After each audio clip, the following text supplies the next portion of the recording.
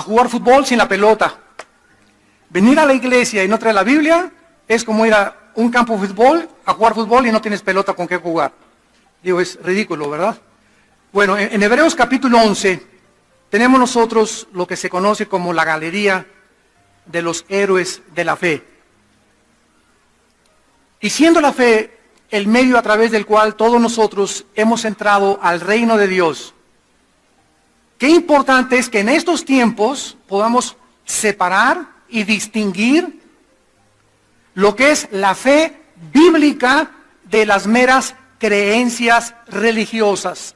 A ver si podemos apagar un ventilador que está sonando por aquí. Cuando comencemos tienen que estar apagados todos los aparatos. Entonces, ¿qué diferencia hay entre la fe bíblica y las creencias religiosas? Hay personas que me dicen que creen en Dios. Bueno, esto no es la fe bíblica. ¿En cuál Dios estás creyendo, verdad? Porque si hablamos de los hindúes, tienen más de 6 millones de dioses. Otros me dicen, bueno, yo creo en Alá. Bueno, Alá no es el Jehová del Antiguo Testamento y del Nuevo Testamento. Alá es un Dios imaginario inventado por cierta religión. Otras personas dicen, bueno, yo tengo fe que mi hijo se va a sanar. Y le pregunto a la persona, ¿cómo se llama tu hijo? Pancho, Juárez. A ver, déjame buscar si está en la Biblia Pancho Juárez. Porque si no está en la Biblia, no es fe. Fe es creer lo que está escrito nada más. Entonces, cuando tú me dices, tengo fe que mi hijo va a sanar, estás hablando equivocadamente. Tengo esperanza que se vaya a sanar. Porque a lo mejor no es la voluntad de Dios que se sane tu hijo, tu mamá, o tu esposo, o tu esposo, y que se las lleve Dios. Entonces, cuando alguien nos habla, tenemos fe que se va a salvar esa persona, o tenemos fe, espérame tantito, es que esa no es la fe. No confundas la fe con la esperanza. ¿Por qué? Porque Dios muchas veces no quiere que muchas personas se queden a seguir sufriendo en esta vida y se los lleva a casa. Entonces, eso no puede decir que es fe. Tengo fe que me voy a sacar la lotería. Tengo fe que esto va a resultar. Eso no es fe. Y lo contrario también es, oiga, hermano, usted no cree en las cosas sobrenaturales. No, yo creo lo que está en la Biblia. Si no está en la Biblia, no tengo por qué creer. Una cosa es la credulidad y otra cosa es la incredulidad. La incredulidad es no creer las promesas de Dios. Ser crédulo es cosas que nos quieren hacer creer que no están en la palabra de Dios. Entonces, cuando comenzamos a profundizar en esto, comenzamos a tener bases más firmes y ponemos un fundamento tremendo en nuestra vida para hablar con personas, ayudarlas en la televisión, en el radio, en cualquier cosa que te entrevisten, en tu escuela, con tus maestros, con cristianos, con pastores, porque es una confusión increíble la que existe en el mundo actualmente. Entonces tenemos que saber exactamente qué es la fe. ¿De qué está hablando Dios cuando dice la Biblia que sin fe es imposible agradar a Dios? Porque si es imposible agradar a Dios más que a través de la fe, no vayamos a estar creyendo que agradamos a Dios con otras cosas, cuando la fe no está de por medio. Dice en Hebreos 11, es pues la fe, la certeza de lo que se espera, la convicción de lo que no se ve. Porque por ella alcanzaron buen testimonio los antiguos. Por la fe entendemos haber sido constituido el universo por la palabra de Dios, de modo que lo que se ve fue hecho de lo que no se veía. Bueno, vamos con orden desde el principio y vamos a tratar de desarrollar esta conferencia teológicamente. Dice la Biblia que la fe es dos cosas, en el versículo 1. La fe es dos cosas. La fe es una certeza y una convicción. Apúntalo o subrayalo en tu Biblia, certeza y convicción. Muy bien, la palabra certeza significa seguridad. La fe es algo que no es humano. La fe nadie la puede tener sin tener la Biblia, porque la fe es por el oír y el oír por la palabra de Dios. Si tú no has oído algo de la palabra de Dios o estás basando algo que no tenga su fundamento en la Biblia, no es fe. Porque la fe proviene de lo que está escrito en este libro. Entonces, la fe es una seguridad, dice la fe, la certeza de lo que se espera. Es una seguridad de algo que viene, algo futuro. Si yo lo tengo ahorita, ya no es fe, porque la fe no puede, escúchame, la fe no puede tener evidencias. La fe es algo forzosamente que estás esperando que viene. Y en segundo lugar es una convicción. profunda en tu espíritu, en tu alma, de algo que no ves. Vamos a resumirlo. La fe está relacionada con el futuro y con lo invisible. ¿Vamos bien? La fe está relacionada con el futuro, con algo que viene y con lo invisible. Si lo veo, ya no es fe.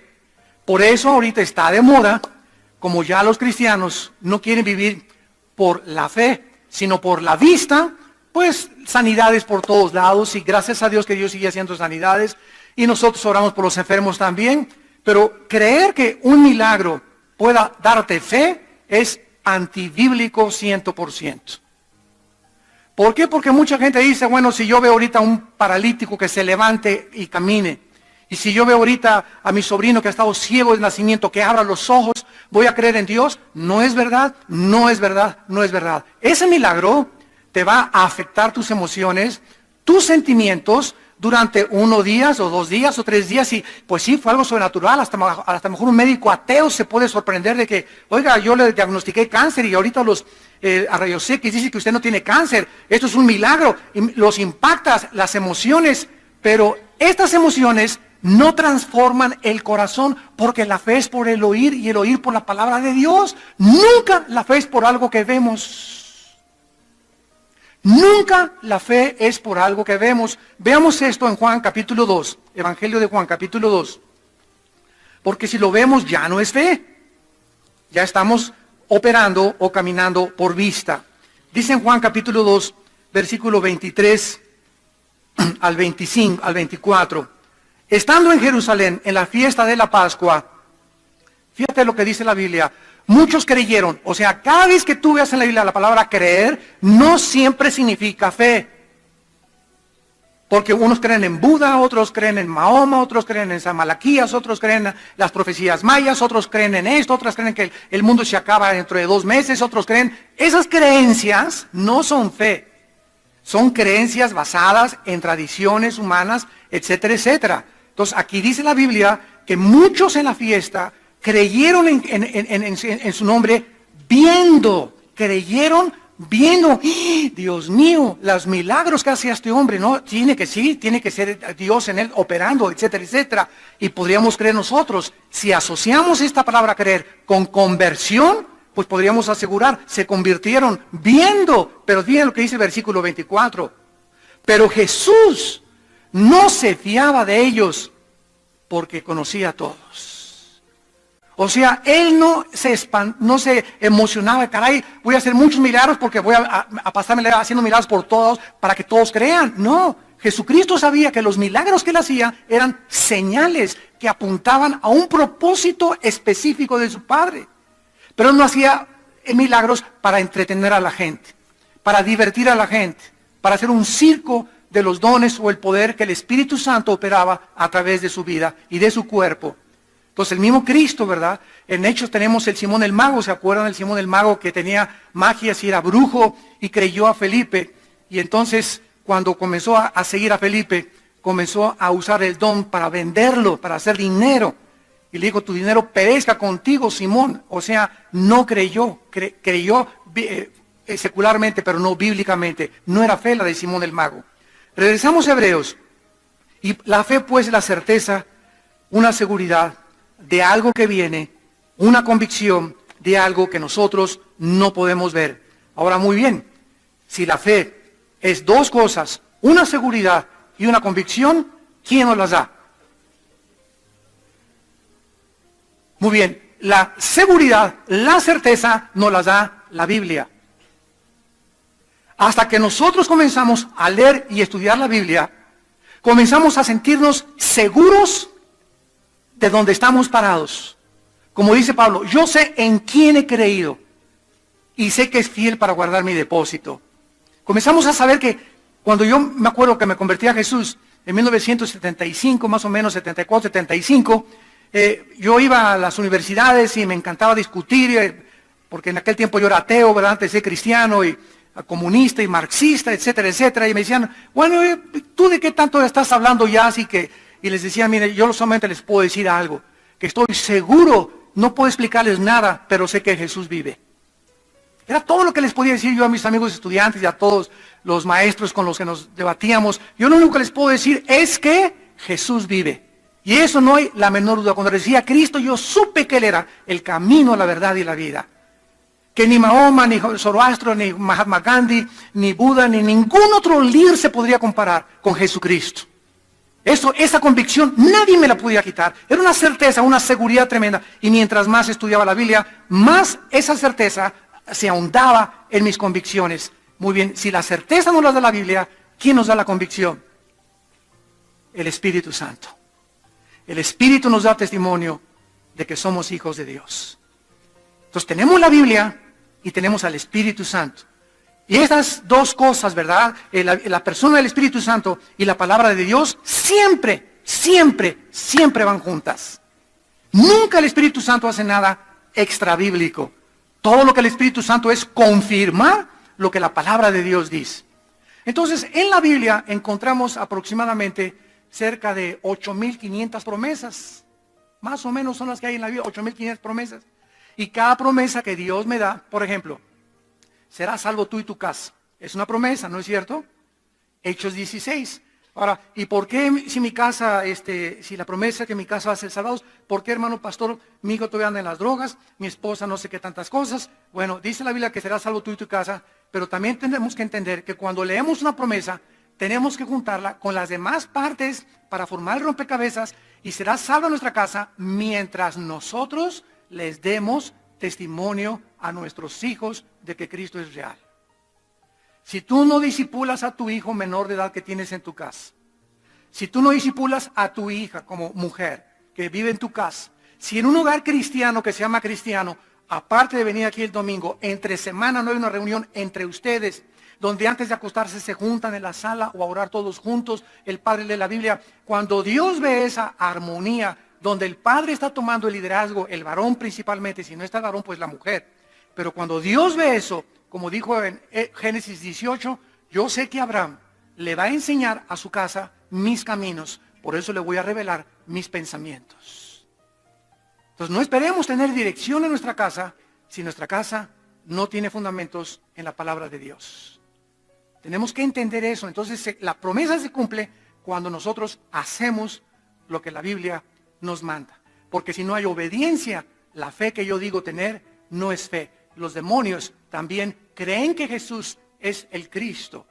Creen que Jesús es el Hijo de Dios. Y cuando vino Cristo lo confesaron. Sin embargo, dice en Santiago 2, que ellos no creen pero tiemblan porque no hacen la voluntad de Dios.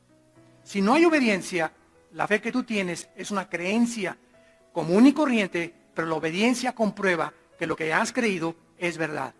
Si Dios me dice en Efesios 5, ama a tu esposa, Armando, y yo no amo a mi esposa, y le soy infiel, aunque sea con pornografía, y la trato mal, etcétera, etcétera, y vengo a la iglesia, y me invoco a San Crisóstomo y a San Anastasio, y a Santa Rita de Casia, y me persino el domingo, etcétera, etcétera, y mi esposa es mi sirvienta, es mi esclava, no es la reina de mi casa, no es la que ocupa mis pensamientos, entonces mi fe no es bíblica.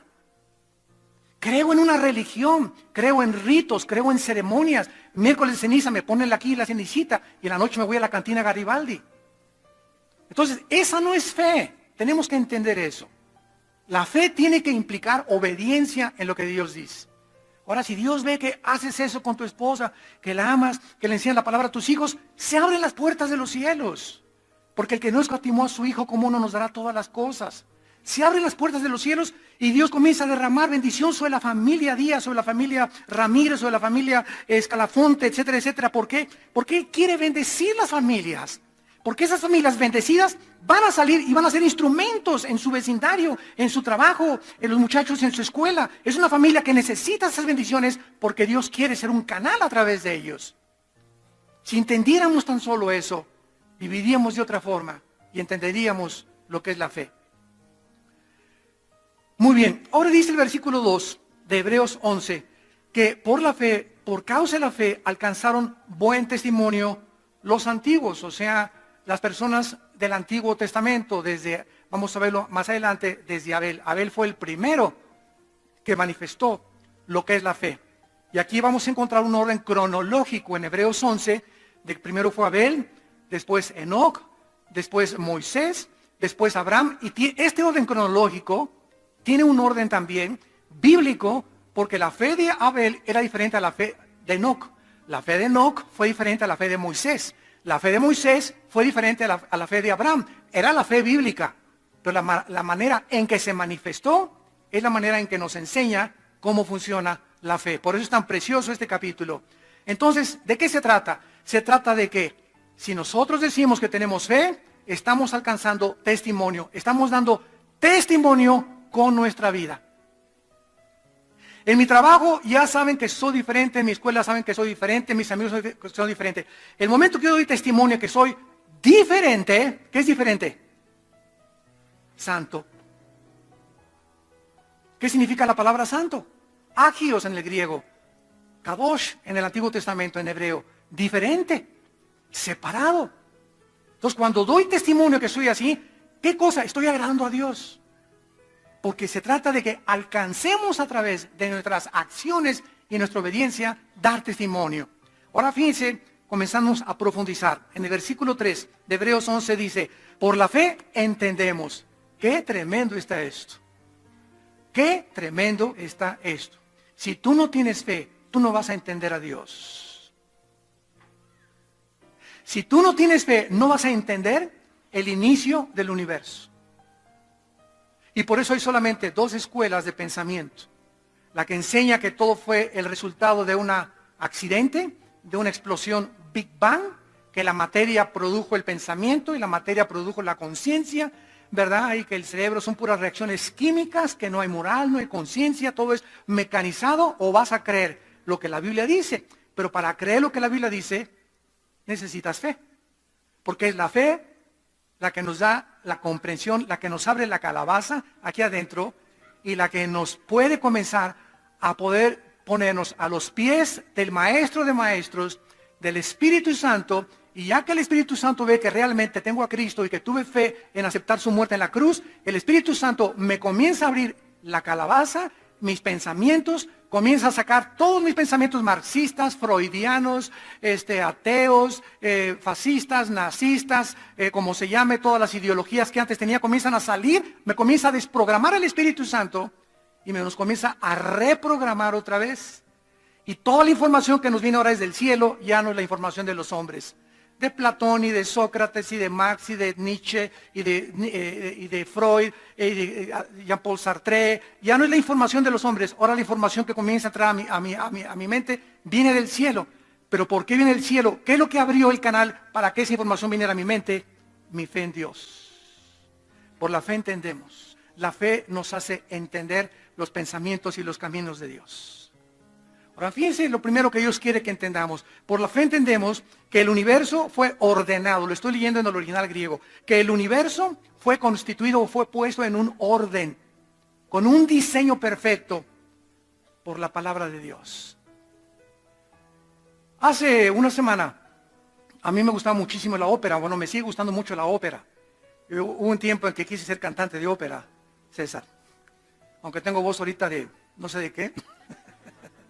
Pero me encantaba la ópera y estudié bel canto 2 años y bueno, me encantaba todo lo que era Puccini, Verdi, las óperas, La Traviata, Rigoletto, Nessun Dorma de Turandot. Bueno, todas esas cosas me encantaban de la música clásica, porque de chiquitos mamá nos puso música clásica, crecimos con música clásica. Y hace una semana me encantó oír, entrevistó a la CNN a Andrea Bocelli. No sé si ustedes vieron la entrevista. Bueno, qué hombre más humilde, de veras, qué humildad de este cantante. Lo entrevistaron y después de que él platicó todo, ¿verdad? Que le llamó a Pavarotti, le llamó su maestro, así dijo, el maestro Pavarotti. O sea, él dio a entender que era menor que Pavarotti. ¡Cuánta humildad de veras! Y le pregunta el entrevistador en Cala, en CNN, oiga, ¿y usted de Dios y su vida espiritual qué cosa es? Y dice Andrea Bocelli, bueno, fuera de todo el día estudio, claro, en la casa, y estoy oyendo música clásica con mis hijos, mi esposa, ¿verdad? Él es ciego. Tuvo un problema creo que a los 8, 9, 10 años de edad. Andrea Bocelli se quedó ciego totalmente, no ve nada. Entonces dice que aparte de que él estudia música todos los días, dice, estoy comenzando a buscar a Dios. Y mi meta más importante es buscar a Dios, dijo. Y ahora es en lo que estoy enfocando mi vida. O sea, ya el canto, ya, ¿qué más puedo hacer, verdad? Es uno de los mejores cantantes que existen. Ahora dice, quiero buscar y conocer a Dios. Yo en ese momento le dije a mi esposa, ¿verdad? Si él va a querer conocer y buscar a Dios, ojalá, no lo dijo, pero ojalá que sea a través de la Biblia. Porque no se puede conocer a Dios sin la Biblia. Vean lo que dice Mateo capítulo 11, el Señor Jesucristo. Todo esto nos da bases, fundamentos. Porque si quieres irte a Chapultepec y ponerte en posición de flor de loto, o a través del yoga, o de la meditación trascendental, encontrar a Dios, vas a acabar más loco de lo que estás. Si quieres encontrar a Dios como Buda, Gautama Buda era un príncipe, y salió de su palacio, y dijo a su papá, al rey, quiero ir a buscar el origen del sufrimiento. Bueno, Buda, ¿verdad? Salió del palacio, y Gautama Buda nunca encontró el origen del sufrimiento. ¿Por qué? Porque no hay nada que traspase la capacidad y la intelectualidad humana que encontremos entre los hombres, ni entre los filósofos, ni entre los matemáticos científicos, en ningún hombre más que en Dios. Y así como los hombres han hecho libros para darnos información, Dios nos dejó la Biblia. Y es en la Biblia donde se encuentra toda la información de Dios. Cualquier persona que trate de describir a Dios, o cualquier persona que trate de conocer a Dios, sin tener la base de la Biblia, es una distorsión del carácter de Dios. Como el Código Da Vinci, cosas de esas, ¿no? Que son escritores fantasiosos de ciencia ficción que no están basados en la Biblia. El otro famoso, José Benítez, que salió famosísimo con El caballo de Troya, ¿se acuerdan de ese libro que rompió récords de ventas? ¿Verdad? También mafufadas. Fuman de la Golden de Acapulco. O sea, yo puedo inventar lo que sea, pero de eso a que lo que yo estoy diciendo o comunicando a la gente tenga un fundamento en la verdad, dista mucho. Entonces, tenemos que saber una cosa, que la única verdad de todo lo que existe está en la Biblia. Física, química, arqueológica, antropológica, genética, gramaticalmente, literalmente, poéticamente, históricamente, en todas las disciplinas que tú quieras, la verdad se encuentra solamente en las Escrituras. Por eso es el libro más atacado, más burlado y más controvertido que existe, porque es el único libro que contiene verdades absolutas. Dice Mateo 11, el Señor Jesucristo, acerca de lo que estamos hablando. Versículo 27. Todas las cosas, a eso vino el Hijo de Dios del cielo hace 2000 años, todas las cosas me fueron entregadas por mi Padre. Todo. Y nadie conoce al Hijo, nadie conoce a Jesucristo, sino el Padre. Ni al Padre conoce alguno, sino el Hijo y aquel a quien el Hijo lo quiera revelar. Y en Juan 5:39 Jesucristo dijo, escudriñen las Escrituras, porque en ellas, aquí, tienen la vida eterna, y ellas, aquí las Escrituras, son las que dan testimonio de mí. ¿Qué está diciéndonos Jesús? ¿Quién quiere conocer a Dios? Yo. Jesús dice, primero me vas a tener que conocer a mí. Nadie puede conocer a Dios sin antes conocer a Cristo. ¿Y cómo puedo conocer a Cristo? A través de la Biblia. ¿Se fijan el orden? Así como vimos que por el universo fue constituido y puesto en orden por la palabra de Dios, dijo Bocelli en la entrevista, le pregunta a este entrevistador, ¿por qué cree usted en Dios? Y dice Bocelli, cuando yo veo un reloj, tiene que haber en la mesa de mi casa tiene que haber un relojero detrás. Y cuando el universo vemos un orden y un diseño del universo que nos rodea, que la Tierra no se sale de su órbita, el Sol, el acercamiento de la Tierra es perfecto para que haya la Vía Láctea, todo, vemos el orden y el diseño que existe, tiene que haber forzosamente un creador y un diseñador. Hace muchos años, como ustedes saben, todos los estudiantes saben que Blaise Pascal fue uno de los más grandes matemáticos de todo el siglo XX, de todos los últimos 5 o 6 siglos pasados, Blaise Pascal, y era cristiano, pero era cristiano de veras. Y un día en su casa, Blaise Pascal hizo una maqueta con el universo, el sol, la luna, todo así. Y entonces llegó unos profesores ateos, porque él enseñaba en una universidad también en Europa, Blaise Pascal. Y llega este profesor ateo y le dice, qué bonito está todo esto, ¿verdad? ¿Quién lo hizo? Y le cuenta a Blaise Pascal, se hizo solo. Y ese maestro, bueno, él cuenta, ¿verdad?, en unas biografías que 2 años después se convirtió, que duró 2 años en tratar de digerir lo que le estaba diciendo. Así se hizo solo. No seas tonto, como decir, ¿quién puede imaginar que se hizo solo? De la misma manera, ¿cómo podemos concluir después de ver el orden y el universo de que se ha hecho solo? Que es mucho más complicado que la maqueta que hizo Blaise Pascal. Cabeza de calabaza. Entonces, regresamos a Hebreos, vemos pues que la fe nos da ese entendimiento de qué es la verdad, quién es Dios, quién es Cristo, cuál es el origen de nosotros, quiénes somos, a dónde nos dirigimos, cuál es el sentido y el propósito de que yo haya nacido. ¿O nací acaso como un armadillo, como una hiena, como un león, o como una vaca, o como un toro, como un perro, como un gato? Tenemos el mismo despropósito en la conciencia que tenemos de lo que nos rodea, de la vida biológica y espiritual, que los animales de ninguna manera. Esa conciencia de que pertenecemos a algo más, de que trascendemos de este mundo físico limitado, nos da testimonio, ¿verdad?, de que hay algo a través, y por eso existe la brujería, y el ocultismo, y los fenómenos paranormales, y comunicación con los ovnis, y tiene que haber algo, y lo traemos aquí dentro de nuestra alma. Lo dice en Eclesiastés 3:11, Dios puso la eternidad en nuestros corazones. Ahora dice en Hebreos 11, versículo 3 también, de modo que lo que se ve fue hecho de lo que no se veía. Otro bombazo. En otras palabras, la Biblia nos dice, amados santos de Dios, que las cosas que no vemos son más reales que las que vemos. Eso choca con la razón humana, ¿verdad? Oiga, ¿qué me está usted diciendo? Yo creo en este monitor porque lo estoy viendo. Dicen muchas personas, se les llama empíricas, o el empirismo es la filosofía que dice, yo no creo lo que no veo, lo que no toco, lo que no huelo, lo que no gusto. Es el medio, ni más ni menos, a través del cual hemos podido acercarnos a Dios.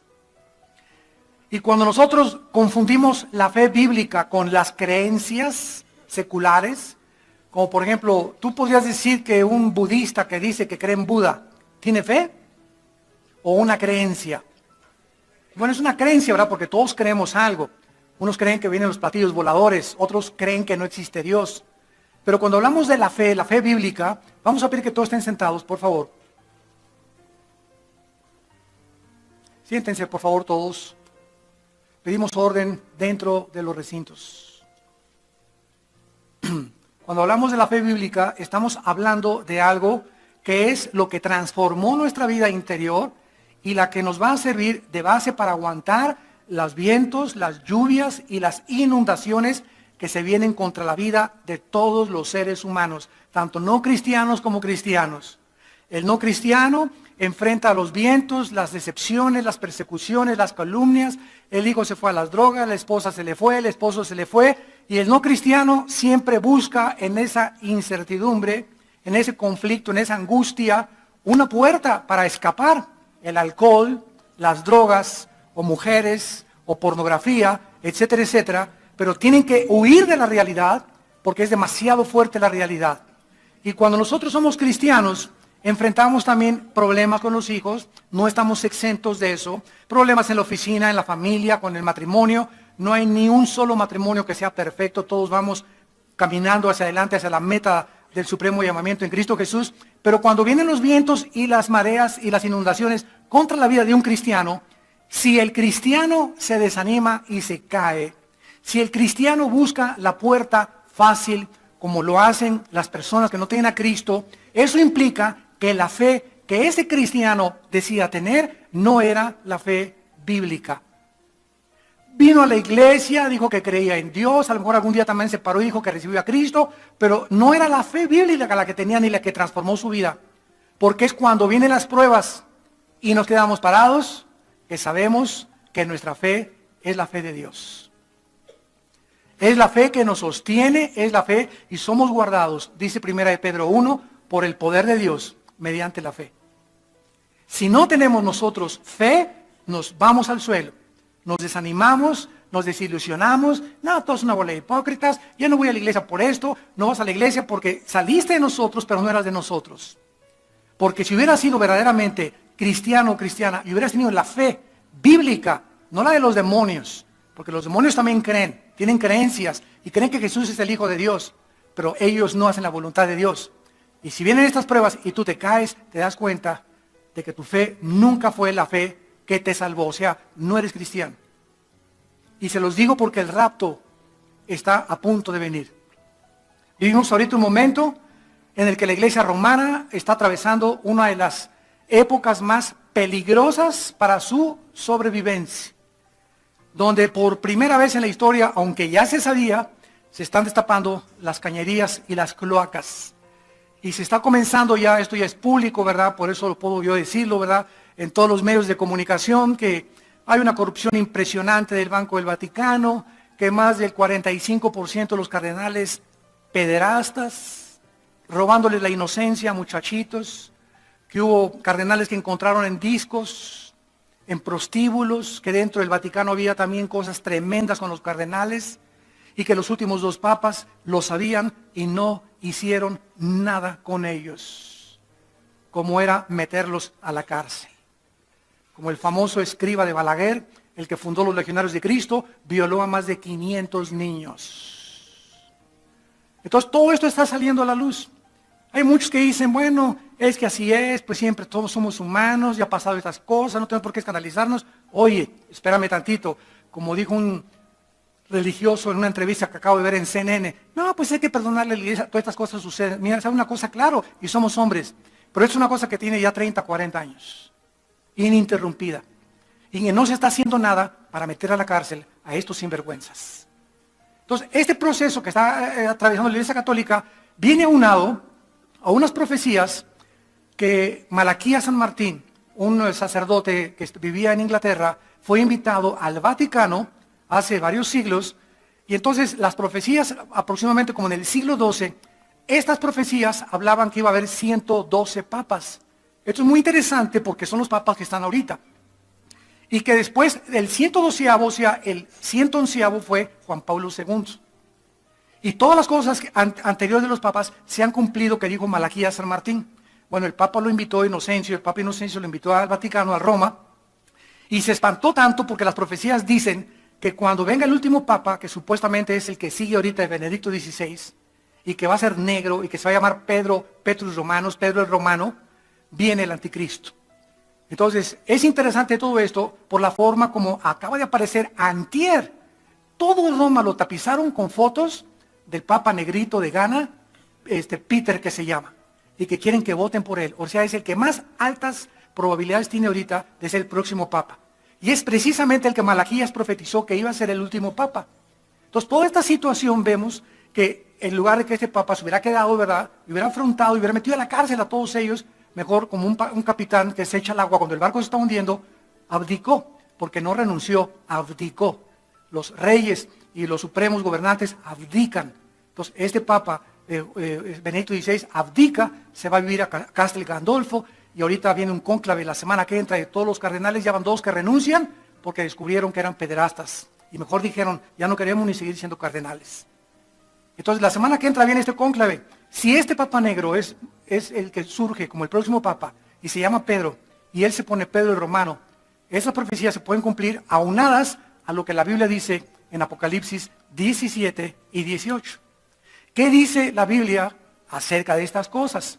Malaquías es una cosa, la Biblia es otra cosa. En Apocalipsis 17 dice que cuando Juan fue llevado al desierto por el Espíritu Santo, vio a una bestia con 7 cabezas y con 10 cuernos. Pero esta bestia, estaba arriba de ella una mujer. Y la Biblia le llama la gran ramera. Babilonia, la prostituta, la madre de las rameras, con la cual han fornicado todos los reyes de la tierra. Entonces, esta mujer montada arriba de la bestia simboliza el poder religioso. Y muchos han asumido que el próximo papa es el anticristo. Quiero decirles que no es así. El anticristo no va a ser un personaje religioso, va a ser un líder político y económico y militar, que va a solucionar problemas de economía, va a solucionar problemas, bueno, va a hacer señales y milagros mentirosos. Y el líder religioso que surge de Roma, de acuerdo a Apocalipsis 17, ¿cómo sabemos que surge de Roma? Porque dice en Apocalipsis 17 que esa ramera es la gran ciudad que está asentada sobre 7 colinas. Y la única ciudad en el mundo asentada sobre 7 colinas es Roma. Entonces vemos cómo las piezas del rompecabezas se comienzan a unir. Entonces esta mujer representada por el sistema religioso está en la Biblia montada sobre la bestia. En otras palabras, de acuerdo a la Biblia, los próximos años o los próximos meses, el poder religioso va a resurgir en el mundo con más poder que nunca. Va a suceder algo en Roma, que el próximo papa, ¿verdad? Si no es o si no se equivocó Malaquías, va a ser el falso profeta, Apocalipsis 13, del 11 al 18. Entonces, este líder religioso montado sobre la bestia, que es el anticristo, va a dominar la religión a la política durante tal vez 2-3 años. Va a hacer milagros el próximo papa. Mentirosos, ¿verdad? Milagros. Muchos creen, teólogos que estoy ahorita leyendo, muchos creen que va a ser un ser extraterrestre. O que a esa persona se le van a dar poderes como se les dieron en el Antiguo Testamento, en Génesis 6, cuando los ángeles se mezclan con las mujeres. Nació una raza híbrida en la Biblia que le llamó los Nepilim, que se tradujo los gigantes o los refaitas de Rafaim. Y cuando Moisés entró a la tierra de Canaán, estaba llena de gigantes. Casi todas las tribus cananitas eran gigantes, de 4,50, 5 metros. Estuvieron 1000 años habitando la tierra gigantes, mezclas híbridas de ángeles con mujeres. El rey David, en 2 de Samuel 21, fue el que los acabó a los gigantes. Entonces vemos que estas mezclas híbridas se pueden repetir porque Cristo dijo, como en los tiempos de Noé, será la venida del Hijo del Hombre. Entonces cuando Cristo venga, tal vez haya una mezcla demoníaca, porque dice la Biblia en Apocalipsis 11, que el anticristo surge del abismo. La bestia que sube del abismo, que es el abismo, la habitación de los demonios. El infierno es otra cosa, el infierno es donde están los espíritus humanos esperando el juicio final. En el abismo están los demonios y en el Tartarus, 2 de Pedro 2, están los ángeles que se metieron con las mujeres en Génesis capítulo 6. Entonces todo este panorama se está formando y nos damos cuenta qué cerca estamos ya del arrebatamiento de la iglesia. Y se los digo porque se los dije a mis hijos hace 4 días antes de venir. Estábamos comiendo, les dije, quiero decirles algo, hijos míos. Ustedes tienen papá cristiano, mamá cristiana, pero Dios no tiene nietos. Aunque yo quiero y que espero, y todo padre cree que los hijos son cristianos, les quiero decir lo siguiente. Si viene mañana y mamá y yo desaparecemos y se quedan ustedes aquí en la casa solos, ya saben por qué, porque no eran cristianos. Y me dijo mi hija Salem, de 18 años, oye papá, ¿y cómo podemos saber que somos cristianos? Porque yo me quiero ir con ustedes en el rapto. Dije, bueno, número 1, el cristiano, te voy a dar 3 señales que eres cristiana. Número 1, el cristiano lee la Biblia. El cristiano lee la Biblia, medita en la Biblia, ama la Biblia, tiene hambre por leer la palabra de Dios. Si tú te dices cristiano y vienes hasta la iglesia el domingo como ahorita, y entre semana nunca abres la Biblia, no es cierto que eres cristiano. Porque cuando el Espíritu Santo entra en nuestra vida, sentimos que necesitamos hacer contacto con este libro. O sea, es una cosa que sobrepasa el entendimiento. Necesito leerla, algo, ¿verdad? Y me encanta oírla y estudiarla. Número 2, el cristiano ora. Yo les dije a mis hijos, ¿ustedes tienen una vida de oración? Antes de acostarse, ¿hablan con Jesús? Cuando se levantan, ¿hablan con Jesús? ¿Han ido a reuniones de oración? ¿Les gusta orar? ¿Les gusta comunicarse con Dios? Y número 3, el cristiano le habla a la gente de Cristo. Si tú dices que tú eres cristiano y desde que te convertiste a nadie le has hablado de Cristo, tu cristianismo es una religión, no es el cristianismo bíblico. No eres nacido de nuevo. Eres religioso, pero no eres cristiano. Y si viene el arrebatamiento hoy en la tarde y desaparecemos millones de personas, tú te quedas a la gran tribulación que se viene como jamás el mundo la ha conocido. Tsunamis, meteoros, lluvia de meteoros. El meteoro que cayó en los montes Urales, allá en al noreste de Rusia, no va a hacer nada. Era un meteoro el que cayó ahora en febrero, que tenía el potencial de 4 bombas atómicas. Como no explotó porque no era radiactivo, más de 10,000 kilómetros alrededor, los vidrios se cimbraron por una cosa que no era más grande de aquí donde está la pared. Imagínense un meteoro más grande. Dicen que fueron los meteoros los que desaparecieron los dinosaurios en la península de Yucatán hace millones de años. Entonces, todo lo que se viene sobre el mundo es terrible. Es hora de volverse a Dios y tomar en serio a Dios. Ya deja de jugar con Dios. Deja de poner tus ojos en el mundo. Ven a la palabra de Dios. Arregla las cosas con tu familia, con tus hijos, con tu matrimonio. Ponte en paz con Dios, porque los tiempos se vienen como nunca se habían venido. Y esto es precisamente lo que el capítulo 11 de Hebreos nos ofrece. Podríamos llamar una galería de héroes, de hombres como tú y como yo, con pies de barro, que le creyeron a Dios. Pero no hay forma de saber que hemos creído si no obedecemos lo que la Biblia dice. Si tú sabes que debes amar a tu esposa y no tratarla como sirvienta ni como una esclava, es porque estás obedeciendo Efesios 5:22. Amen maridos a sus mujeres. Si tú eres joven y no te has casado y te sometes a tus padres, aunque tus padres no sean cristianos, y los obedeces, es que lo haces por el Señor, es porque tienes al Espíritu Santo, porque obedeces la palabra de Dios. Si eres cristiana y estás sometida a tu esposo y respetas a tu esposo y no lo insultas, ni te vengan, ni le das charorazo, ni lo correteas con el sartén, es porque eres cristiana, porque tienes un espíritu que de poder y de dominio propio. Entonces, si no hay obediencia en lo que la Biblia, tú sabes que dice, tu fe es la fe de los demonios. Ven qué importante es esta serie de saber si realmente la fe que profesamos es la fe de Dios. Muy bien, vemos aquí en el caso de Abel, que es el primer ejemplo que nos da Hebreos 11:4, que Abel se acercó a Dios a través del derramamiento de sangre, porque Adán y Eva les enseñaron a Caín y Abel cómo deberían acercarse a Dios, a través de la muerte de un sustituto, de un animal inocente, que tipificaba la cruz, y Caín se acerca a Dios, Génesis 4, con la ofrenda del campo, con el sudor de su frente, con algo que él ganó con sus obras.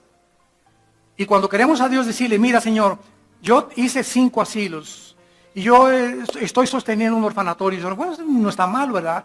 Y Señor, me fui a la villa 1 kilómetro de rodillas, y cuando es el miércoles de ceniza me ponen aquí y voy a que me pongan si tú dices todas esas cosas, ¿verdad? Que no son malas en sí, ¿verdad?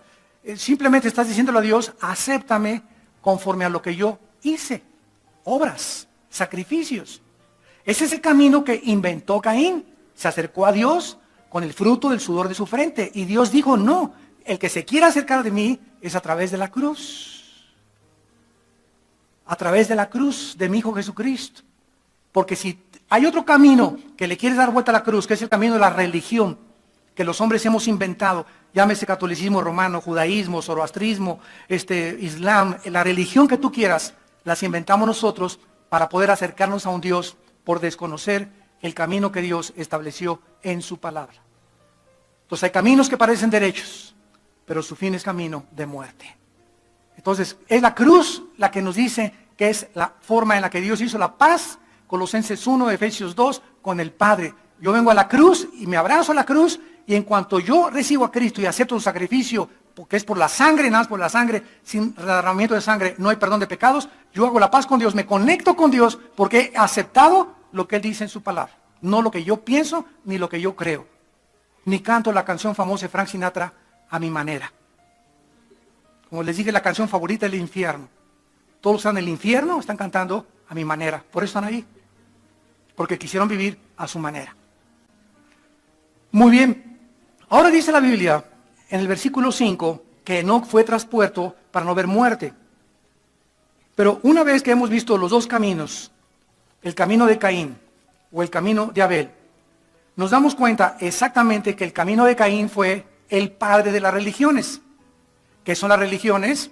Son sistemas de pensamiento humanos, ideologías que los hindúes inventaron, que son muchos millones de dioses. El Islam lo inventó, que es a través de Mahoma y a través de Alá. Los judíos dicen que solamente Abraham, que no creen en el Nuevo Testamento. El católico romano, la máxima autoridad es el papado. Vicarius Dei Filii, él es el representante de Cristo. El Pontifex Maximus, que es el que está sobre todos y que se tiene que rendir, y el que no obedezca a eso que es excomulgado y se va al infierno. En fin, todas las religiones tienen sus inventos. Pero Dios nos dejó un libro, un manual, claramente explicándonos cuál es la forma de acercarnos a Dios. Y cuando murió Cristo dijo, lean las Escrituras porque ellas dan testimonio de mí. Juan 5:39. aquí tiene la vida eterna y ellas dan testimonio de mí. Si yo no tengo la Biblia, no conozco el camino hacia Dios. Y cualquier otro camino es falso porque es camino inventado por los hombres. Esto se llama el espíritu religioso contra el Espíritu Santo. No hay más que estos dos espíritus en combate en el mundo espiritual. Toda persona que se opone al camino y a la manera de Dios es el espíritu de la religiosidad. Vean ustedes, esta es la razón. Una vez tuve un debate con un ateo y el ateo me echó encima sus armas y esgrimía este argumento. Me decía el ateo, oiga, doctor Alducin, es que en el nombre de la religión han matado millones de personas en el nombre de Dios. Le dije, mire, usted lo acaba de decir en el nombre de la religión, pero no en el nombre del cristianismo. El espíritu religioso fue el que mató a Abel. Caín, ¿por qué mató a Abel? Fue el espíritu religioso, porque las obras de él las quería hacer como él quería y no quería a Abel. El espíritu religioso es el más cruel, es el espíritu de la Inquisición. ¿Qué pasó en la Inquisición? Del año siglo X, siglo XI. Mataron en un día, en la matanza de San Valentín, 300,000 cristianos en un día. ¿Por qué? Porque leían la Biblia. Se prohibió la Biblia. En cuanto el papado se sentó, dijeron, se cierra la Biblia. Y hasta 1961, escúchenme muy bien. Por eso es importante que el que no conoce la historia está en peligro de repetirla. La historia nos enseña que el hombre no aprende de la historia. Y por eso vive la gente una mentira. Por eso tú y yo vivimos una mentira hasta que conocimos la Biblia y la Biblia nos abrió los ojos. Pero hasta 1961, un papa llamado Juan XXIII, gordito, simpático, le dicen el papa bonachón, por primera vez después de más de 1800 siglos, escuchan, 1800 años, después de 1800 años, le llegan una Biblia a Juan XXIII. Y Juan XXIII abre la Biblia y la comienza a leer. ¡Ah, chirrión! ¡Ah, caray! ¡Ah, Chihuahua! ¡Cuánto apache! Como dicen en mi tierra. Y ¡ah, caray! ¡Ay! ¿Qué es esto? ¿Y qué es esto? ¿Y qué hace Juan XXIII? Inmediatamente manda quitar la misa en latín. Porque antes todo era latín, ¿verdad? Introdujo al altar de Dei, Deum colentificate Juventutes meam. Me introduzco al altar de Dios y el sacerdote tenía que en latín. Yo me acuerdo que de niño iba a la iglesia y quién sabe ni qué dijeron, ¿verdad? Nomás le hacía llegar así y al salir me hacía así también. Y ya cumplí. Y saliendo que viva Pancho Villa. Esa es la religión. El domingo doy mis limosnas y ayudo al cura y lo invito a mi casa, pero puedo tener mi amante. Yo tenía un tío en nuestra familia que era millonario, ya se murió. Y pertenecía a una secta grandísima religiosa en México. Daba casi $500,000 al mes al Vaticano.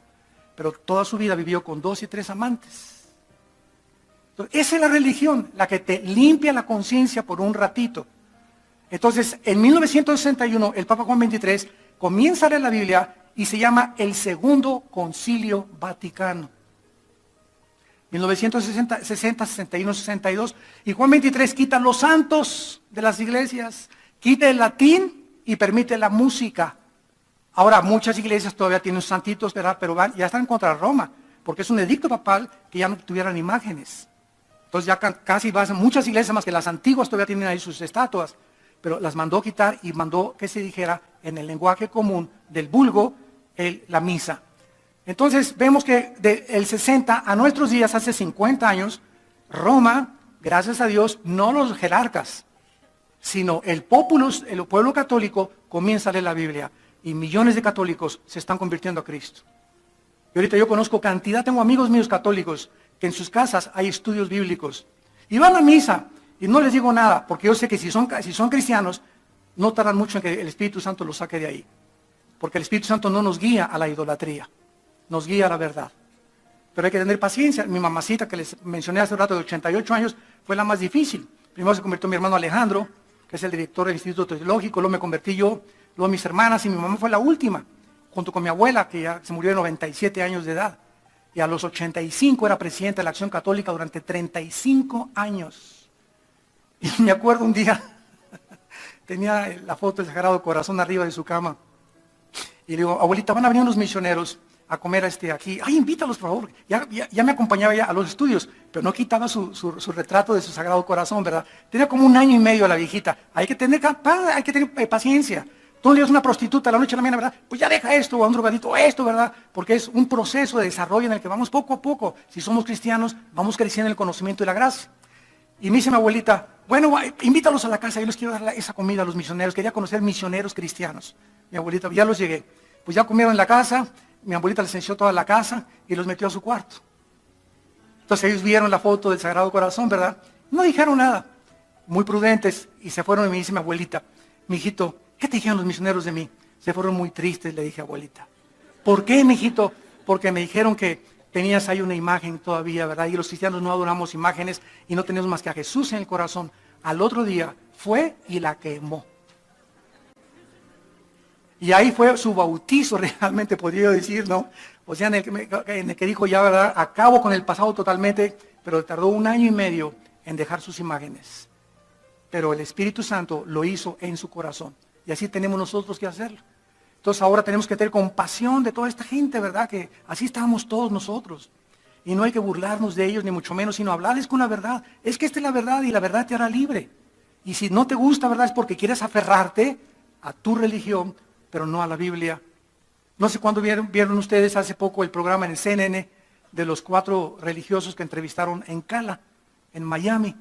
Y entrevistaron al padre Alberto, ¿se acuerdan que se casó? Un muchacho, creo que era cubano, y lo excomulgaron. Y entonces ahí lo entrevistan a él, y entonces él dice, bueno, ahora Roma me excomulgó, y yo me enamoré de una muchacha y rompí mis votos de celibato sacerdotal, porque un cura no se puede casar, ni un cardenal mucho menos. Y la Biblia dice que se casen. Qué tremendo, ¿verdad? La Biblia ordena que se casen. 1 Timoteo capítulo 3, en las Biblias católicas lo dice, por el amor de la Macarena. Y dice el padre Alberto, hace como 4 días vi la entrevista, dice el padre Alberto, dice, a mí me critican por eso, y ahora yo soy fiel a mi esposa y la amo y estoy enamorado de ella. Y los cardenales pederastas no los excomulgan, que les robaron la inocencia a miles de personas, pero a mí sí me persiguieron, dice. Dice, esto fue lo que me hizo abrir los ojos y darme cuenta que vivía yo una mentira. Yo también me quedé así, dije, oye, es una gran verdad. Dice, a mí me excomulgan por casarme bien, y rompí mis votos, ok, ya no sigo con ustedes, no hay ningún problema, y me persiguen de apóstata, me dijeron excomulgado, te vas hacia el infierno. Y estos sinvergüenzas, dice que le quitaron la inocencia a miles de muchachos, no los expulgan de la iglesia. ¿Por qué estas contradicciones, verdad? Porque no tienen la verdad, y no les interesa la verdad. Es una religión, un front, un maquillaje de lo que se esconde detrás. Y eso es lo que la Biblia nos quiere prevenir. Tenemos que cuidarnos de la religiosidad. El espíritu religioso fue el que en la Inquisición, en el nombre de Dios, mató a miles de cristianos y de judíos. Las cruzadas los manda el Papa a la Tierra Santa a matar a todos los judíos y a todos los cristianos o musulmanes que no creyeran que el Papa era el jefe de toda Europa. Nadie se podía casar en Europa, nadie podía comprar terrenos, nadie podía hacer nada sin el imprimatur del Papa. Él era el jefe apostólico del Sacro Imperio Romano. ¿Qué fue lo que pasó con los ataques suicidas ahora en Nueva York? ¿Quiénes fueron los que se fueron contra las Torres Gemelas? ¿Quiénes fueron? 4 hombres, ¿verdad? Bueno, eran 19 en total, pero los 4 aviones eran manejados por hombres del Islam, que es no todos los musulmanes son así de radicales, pero en el nombre de Alá se fueron y se suicidaron. ¿Por qué? Porque su religión les promete que cuando ellos murieran, los iban a estar esperando en el cielo 23 vírgenes. Dicen, con la gorda que tengo de esposa, pues mejor me mato. Entonces, en el nombre de la religión, le dije yo a este ateo del debate, regreso al debate con el ateo, todos estos crímenes han sido en nombre de la religión, pero es que el mundo no entiende la diferencia entre la religión y el cristianismo. Creen que el cristianismo es una secta o que los evangélicos somos una secta y no saben que una secta es Testigos de Jehová, Mormones, Ciencia Cristiana, Unitarismo. Esas son sectas. ¿Por qué son sectas? Porque no se apegan a la palabra de Dios como su única autoridad. Tienen la Biblia más, los mormones, Doctrinas y Convenios, La Perla de Gran Precio, los Testigos de Jehová, la Biblia más, la revista de la Atalaya y las revistas y los escritos de Charles Russell, el que fundó los Testigos de Jehová. Y así todas las sectas tienen la Biblia más otra cosa. El cristiano es la Biblia nada más. Sola Escritura, sola fide, solo Cristo. Fue la bandera que esgrimió la Reforma. Martín Lutero en la famosa Reforma protestante. Fue la religión la que asesinó a todos los profetas en tiempos antes de Cristo. ¿Quién crucificó a Cristo? No fueron los romanos fueron un instrumento. ¿Quiénes crucificaron a Cristo? Los religiosos del tiempo de Cristo. Los religiosos. No las prostitutas, no los borrachos, no los celotes, los religiosos. El espíritu de la religión, y es la religión que controla en el siglo XXI la mayoría de los gobiernos. Porque la mayor parte de los políticos les conviene adherirse a la religión popular, porque es la que les garantiza los votos. Y Apocalipsis 17 se repite la escena. La religión controlando el poder político, que es el anticristo. El anticristo se va a deshacer y va a quemar Roma, como le dice la profecía de San Malaquías. Va a quemar Roma, Apocalipsis 17 y 18, y el anticristo se convierte en gobernante mundial, según de Tesalonicenses 2, del 3 al 4, y él se hace Dios sobre toda criatura, con milagros, prodigios mentirosos. Muy bien. Dice aquí en Hebreos capítulo 11, en penúltimo lugar, que no solamente Abel, versículo 4, trajo un más excelente sacrificio, dando testimonio al hacer esto, de que su ofrenda fue aceptada por Dios, y ahora entendemos por qué lo acepta Dios. Y aún Abel, que ya murió, lo que él hizo, habla por ella. ¿Qué está hablando por ella? Hebreos 11:4. Cuando se hace la Biblia, se imprime el nombre de Abel. El Espíritu Santo da testimonio en la Biblia, en este versículo, de que Abel fue encontrado justo ante los ojos de Dios.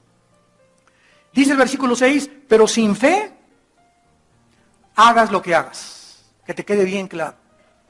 Hagas lo que hagas. Si tu fe, si tu creencia en Dios no está basada en las Escrituras, y lo que tú conoces que tienes que hacer como cristiano no lo estás haciendo, entonces no estás agradando a Dios. No le digas, Señor, bueno, anoche forniqué, pero mañana voy a dar un buen diezmo. Ayer me fui con mi amante, pero voy a hacer esto. Voy a dar dinero más al orfanatorio. Eso se llama lavar la conciencia. Es la fe lo único que la Biblia nos enseña que agrada a Dios. Ahora vean ustedes lo que dice de la fe el versículo 6. ¿Por qué es necesario? Necesario significa que no hay ninguna otra cosa más que esto. Es necesario, en primer lugar, que el que se acerca a Dios crea que le hay. Cuando te hincas hoy en la mañana, hoy en la tarde, en una reunión de oración, asegúrate que del momento que estás orando, estés absolutamente seguro y convencido, la fe, la certeza de lo que se espera, la convicción de lo que no se ve, que Dios es real. Hace muchos años les conté también una historia que vivíamos ahí por las Arboledas, en Valle Dorado, y había un estudio en una casa de una de las hermanas por ahí, y llegué y me invitaron a desayunar unas hermanas, era la mamá, 3 hijas con sus 2 esposos, y llego a la sala de la casa, y, oye, ¿tu mamá no está? Les dije a las muchachas, está arriba orando, hermano. Ahora ni Santa Rita de casa, hijo. Ya tenía 40 minutos orando la hermana, ¿no? ¿Dónde está tu mamá? Pues esto. Y cuando baja la hermana, baja. Ay, hermano pastor, ¿cómo está usted? ¿Qué le pasa, señora Chole? ¿Qué le pasa? Ay, hermano pastor, usted no sabe. Le digo, mire, antes de que me sigan y me quiera dar los tamalitos de desayunar, regrese a orar, le dije. Ay, ¿me viene a regañar? Sí, le dije, porque usted no viene a orar, porque usted tiene aquí, dice, apantallándonos, o me quiere apantallar a mí que tiene 40 minutos, o para que yo crea que soy muy espiritual y la nombre, quería ser directora de la femenil. Pero ¿sabe una cosa? Cuando uno cree que Dios existe, ahí le deja uno las cargas y usted bajaría con la cara de un querubín. Es verdad, estamos atribulados en todo, pero no angustiados, perseguidos, mas no desamparados, derribados, mas no destruidos. Es verdad que tenemos angustias tremendas, pero cuando nos caemos en rodillas y oramos, echamos nuestra ansiedad sobre Él. Si creemos que realmente Dios va a encargar de mi hijo, de mi hija, de mi problema, y me levanto con una paz que sobrepasa entendimiento, porque creo que Dios ahora se hace cargo de ese problema. Señor, yo no puedo cambiar a mi esposa, a mi hijo, mi trabajo. Yo no puedo cambiar nada. Yo no soy tu Dios. Vengo y creo que tú lo puedes hacer. Creo en ti. Yo quiero paz y quiero vivir tranquilo.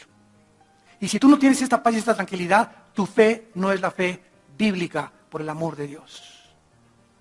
Diga, hermana, regreses a su cuarto a volver a orar. Y hasta que no tenga usted paz y no baje usted tranquila, o le doy un ecuanil. Entonces, es necesario que cuando nos acerquemos a Dios, creamos que Él es. Si no, no ores. Si no, no ores. Hay hermanas que cada domingo... Oye, doña Chole ya tiene 5 años. Y ahora quiero hacer así. Parece que está ladrando, doña Chole. Y en segundo lugar, dice la Biblia que si nos acercamos a Dios, en segundo lugar, esto es necesario, imprescindible. Tenemos que creer que Él es galardonador, o sea, que Dios premia. Que Dios premia. Hace algunas semanas estaba yo meditando en la mañana en Job capítulo 10. Y me impactó esto. Dice en Job capítulo 10, la sabiduría no se encuentra en el mundo. No se encuentra en los filósofos, no se encuentra en los políticos, no se encuentra en un diplomado de ciencias políticas, un doctorado fulano. En la Biblia, la sabiduría no es de este mundo. La sabiduría no se puede comprar. La sabiduría es muchísimo más preciosa que todos los millones de dólares que pudieras algún día obtener. Y comenzando a meditar en esto, dije, Dios mío, pero ¿cómo exaltas la sabiduría? Por toda la Biblia se hace eso, especialmente el capítulo 10 del libro de Job. Y acaba el capítulo 10 de Job. Y entonces comencé yo a pensar, Dios mío, yo creo que leyendo mucho la Biblia voy a tener sabiduría, ¿verdad, Señor? O yéndome a un seminario teológico y 3 doctorados en teología y filosofía y letras. Y acaba el capítulo 10 de Job y dice lo siguiente: en el temor de Dios está la sabiduría y la inteligencia, apartarse del mal. Me cayó como un rayo, tremendo en mi corazón. El temor de Dios, o sea, cada vez que yo le digo no al pecado, cada vez que miro una cosa que Dios no quiere que yo mire, cada vez que rechazo algo que sé que a Dios no le gusta, me hago más sabio, y más sabio, y más sabio, y más sabio. Porque si yo hago escondidas las cosas que hago porque creo que Dios no me ve, no tengo el temor de Dios en mi corazón.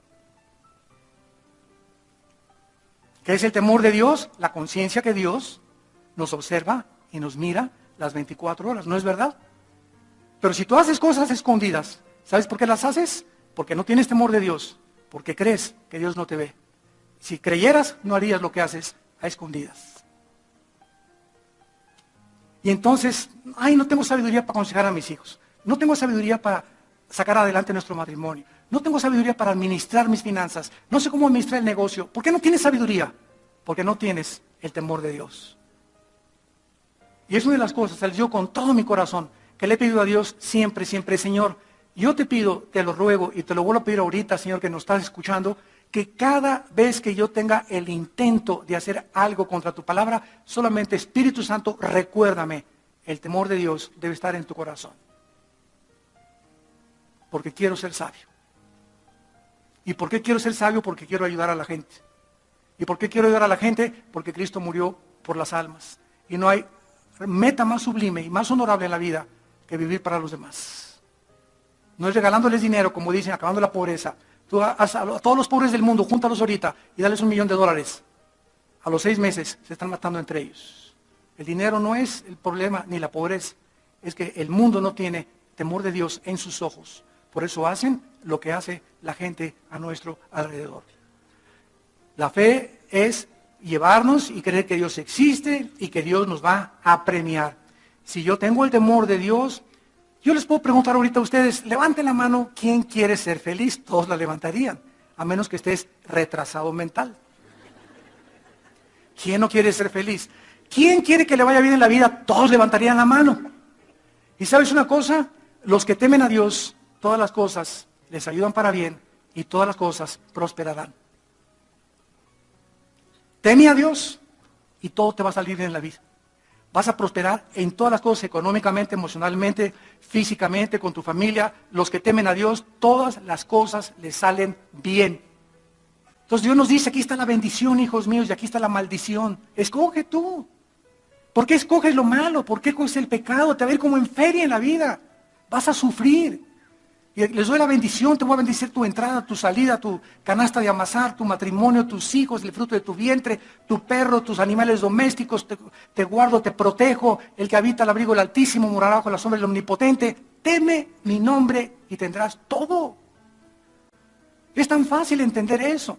luchar contra nosotros mismos para poder nosotros entender. La fe nos da entendimiento, dice Hebreos 11:2. Por la fe entendemos, 11:3, perdón, porque Dios hizo el universo y que las cosas invisibles son más reales que las visibles. La fe me da entendimiento. Debo ser santo en toda mi manera de vivir si quiero que me vaya bien en la vida. Se acabó.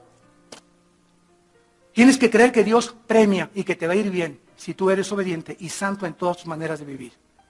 Padre, te damos gracias por tu palabra. Te damos gracias, Señor, porque nos has llamado a creer. ¿Por qué escogiste la fe, Señor? Para nuestra salvación. Porque el pecado entró por la incredulidad. Cuando la primera pareja de seres humanos no creyeron lo que tú les decías, cayeron en pecado y te abandonaron y murieron espiritualmente. Y como